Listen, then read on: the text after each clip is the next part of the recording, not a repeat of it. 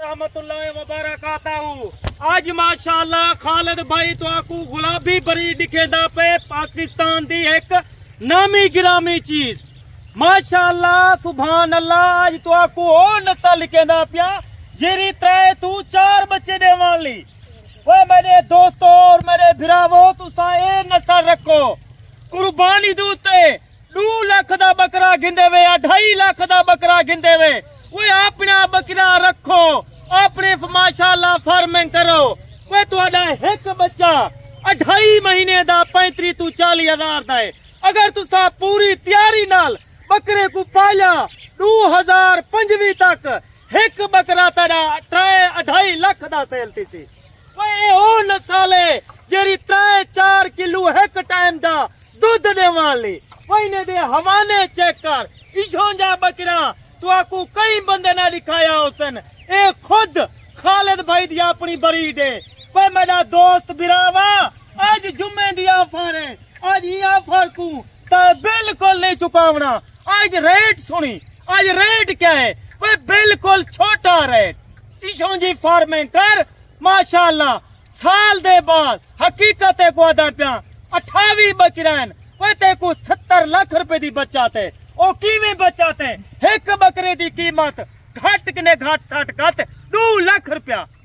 ओए मेरा दोस्ता वला फार्मिंग कर वला तेजा बकरा माशाअल्लाह बच्चे देवन वला अगले साल वास्ते 2026 वास्ते वला नवा माशाअल्लाह सोच।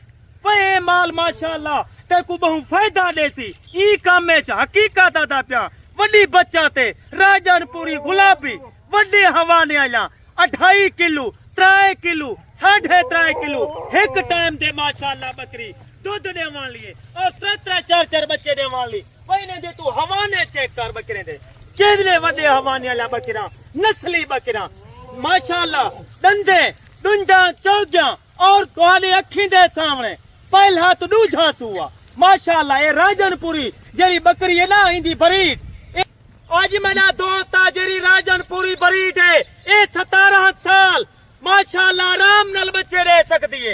ये साडा तजर्बा है। इशों जे चीजा रख वो नकोड़ ला चीजा रख जेरा बरीडर में क्रॉस करवाई करा माशाअल्लाह 4 लाख रुपए दा। क्यों अगले बंदे को मैं फायदा देना।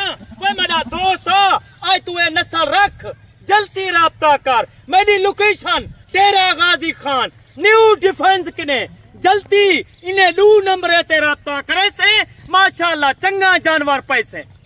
आज इन्हें दा कोई ज्यादा वड्डा रेट कहीं नहीं इन्हें दा छोटा रेट है। आ खालिद भाई ना राब्ता कर और माशाअल्लाह मेरे फार्म दा विजिट कर देखो हर नस्ल निकाला हर राजनपुरी नहीं बनती। हर बंदा आके ये वन डेरा गाजी खान मोहम्मदपुर जिथा लगा वन साहिवाल ई बकरी दी कीमत तेरे ने मंगसन 2 लाख रुपया। आज तेरे ने 2 लाख ना मंगसा आज तेरे ने लाख ना मंगसा।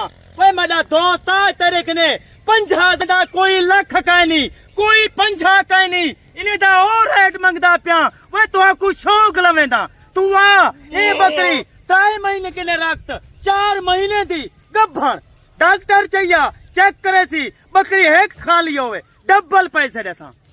आज तू राब्ता कर आज जुम्मे दी ऑफर है धमाकेदार ऑफर वला दोस्ते को खालिद भाई नहीं दे सकता। 2 महीने दे बाद एक का ऑफर रहंदे तू वन मोहम्मदपुर लगा वन ई बकरी दी तू कीमत सुन क्या कीमत मंगसन 1.5 लाख 2 लाख आज तक आई क्या में इनकी कोई 50,000 का नहीं। वही दी कीमत है सिर्फ 40,000। वही नस्ल दी 40,000 रुपया वलाई माशाअल्लाह तोले वास्ते कमी पेशी थी वैसी 2,000 वलाई तोले वास्ते डिस्काउंट है।